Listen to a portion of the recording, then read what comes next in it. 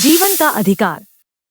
संविधान निर्माताओं ने अनुच्छेद 21 के तहत प्राण और दैहिक स्वतंत्रता के संरक्षण का प्रावधान किया है, जिसमें यह स्पष्ट वर्णित है कि किसी भी व्यक्ति को उसके प्राण या दैहिक स्वतंत्रता से विधि द्वारा स्थापित प्रक्रिया के अनुसार ही वंचित किया जा सकता है।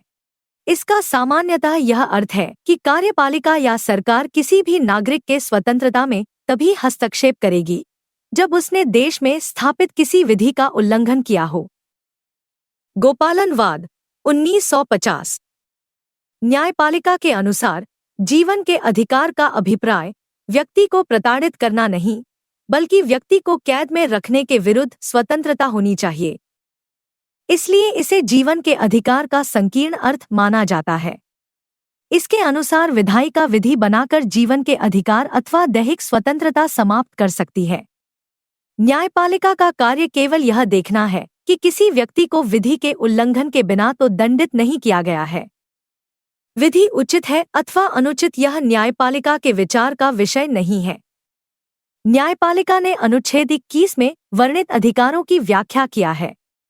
गोपालनवाद 1950 में न्यायपालिका ने स्पष्ट रूप से स्वीकार किया कि यदि विधि द्वारा स्थापित प्रक्रिया के अनुसार किसी व्यक्ति की स्वतंत्रता का हनन किया जा रहा है, तो न्यायालय को यह शक्ति प्राप्त नहीं है कि वह संसद की विधि को अविधिमान्य घोषित करे, अर्थात जीवन का अधिकार कार्यपालिका के विरुद्ध है, विधायिका के विरुद्ध नहीं।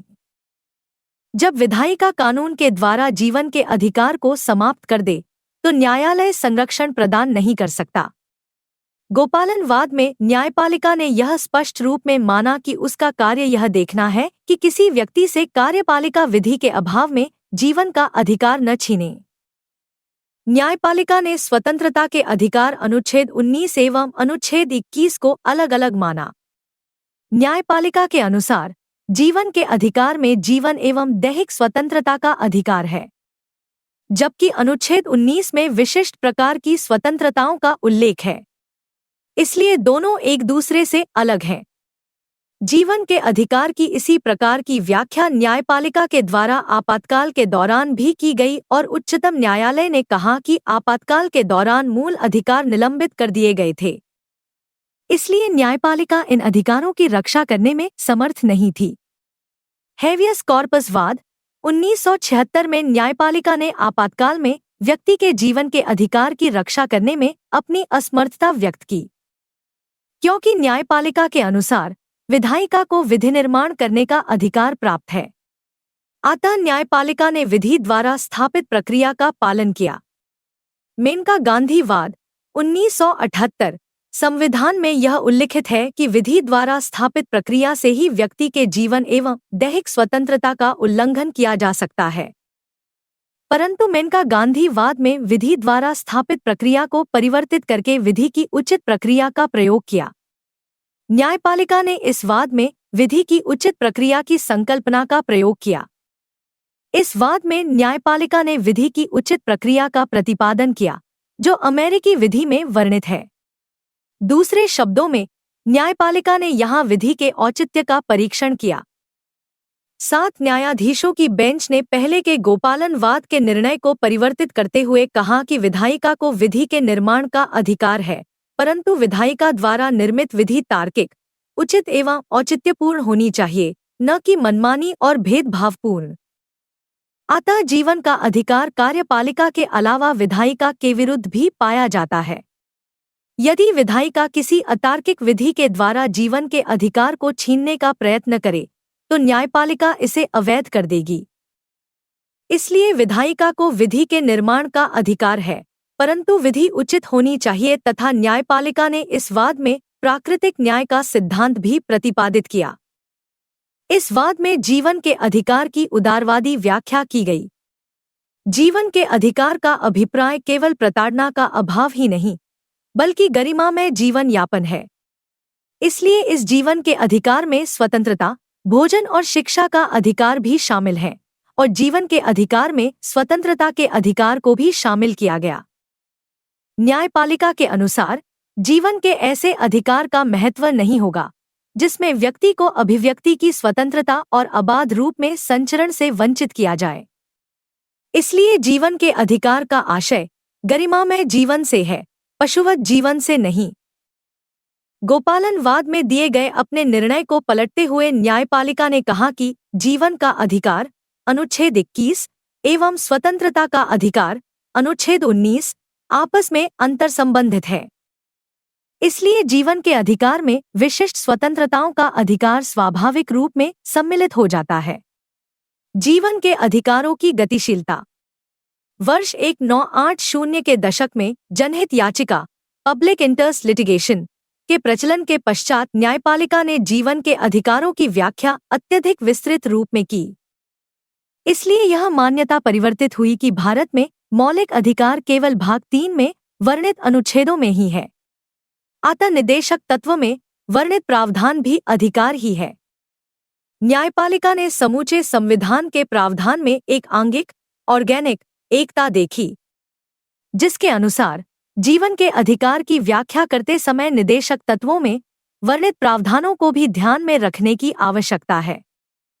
न्यायालय के अनुसार किसी व्यक्ति को निर्धारित मूल्य से कम मजदूरी देना भी जीवन के अधिकार का उल्लंघन है, जबकि यह प्रावधान शोषण के विरुद्ध अधिकार में निहित है।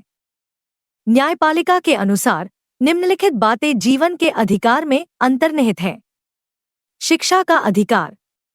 उच्चतम न्यायालय ने मोहनी जैन वाद एवं उन्नीकृष्णन वाद में पहले ही निर्देश दिया था कि प्राथमिक शिक्षा सभी बच्चों को अनिवार्य एवं निःशुल्क प्राप्त होनी चाहिए। संविधान के निदेशक तत्वों के अध्याय में भी 14 वर्ष से कम उम्र के बच्चों के लिए अनिवार्य एवं निःशुल्क शिक्षा का प्रावधान है।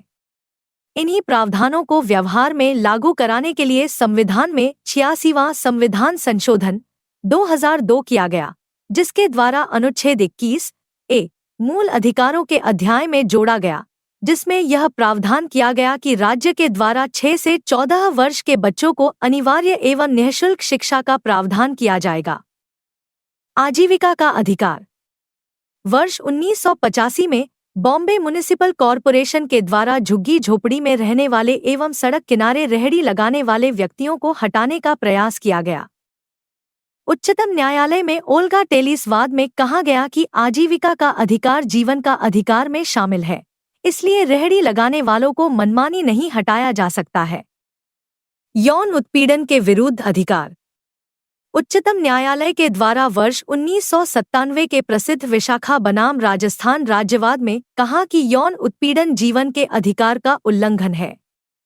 अन्य निर्णयों में उच्चतम न्यायालय ने कहा कि यदि किसी महिला के विरुद्ध बलात्कार होता है तो उसे मुआवजा प्राप्त करने का अधिकार है। प्रदूषण मुक्त पर्यावरण का अधिकार। उच्चतम न्यायालय ने MC मेहता वाद में कहा कि प्रदूषण जीवन के अधिकार के लिए सबसे बड़ा खतरा है और प्रदूषण नियंत्रित करने के लिए राज्य को निर्देश भी प्रदान किया। स्वेच्छाचारी हिरासत लेने एवं बंदी बनाए जाने के विरुद्ध अधिकार। हुसैन आरा खातून वाद में उच्चतम न्यायालय ने यह कहा कि दैहिक स्वतंत्रता का सर्वाधिक महत्वपूर्ण भाग मनमानी तरीके से हिरासत में रखने के विरुद्ध अधिकार है। विदेश जाने का अधिकार। मेनका गांधी वाद में एवं सतवंत सिंह वाद में उच्चतम न्यायालय ने यह स्पष्ट कहा कि दैहिक स्वतंत्रता में विदेश यात्रा का अधिकार भी शामिल है। निजता का अधिकार। वर्ष 2018 में उच्चतम न्यायालय ने 9 न्यायाधीशों की बेंच के द्वारा आम सहमति से निर्णय लेते हुए कहा कि निजता का अधिकार जीवन के अधिकार में शामिल है। यह निर्णय पुट्टास्वामी वाद में कहा कि निजता के अधिकार में व्यक्ति के यौन इच्छाओं का चयन, वैवाहिक संबंध तथा निजी जीवन से संबंधित चयन शामिल है। यह अधिकार व्यक्ति को सार्वजनिक रूप में भी उपलब्ध होगा, क्योंकि किसी भी व्यक्ति की सार्वजनिक रूप में कपड़े उतारकर उसकी तलाशी नहीं ली जा सकती। निजता के अधिकार का अभिप्राय है कि राज्य के द्वारा व्यक्ति के निजी मामलों में हस्तक्षेप न किया जाए और व्यक्ति के जीवन से संबंधित निजी सूचनाओं और आंकड़ों का भी संरक्षण करने की आवश्यकता है। न्यायालय ने निजता को पूर्ण रूप में परिभाषित नहीं किया, क्योंकि अलग अलग वादों एवं परिस्थितियों के अनुसार इसे परिभाषित किया जाएगा। न्यायालय ने यह भी माना कि जीवन का अधिकार निरपेक्ष नहीं है, क्योंकि जीवन के अधिकार में मृत्यु का अधिकार शामिल नहीं है और न ही गर्भवती महिला को मनमानी गर्भपात का अधिकार है। इसलिए निजता का अधिकार भी निरपेक्ष नहीं हो सकता।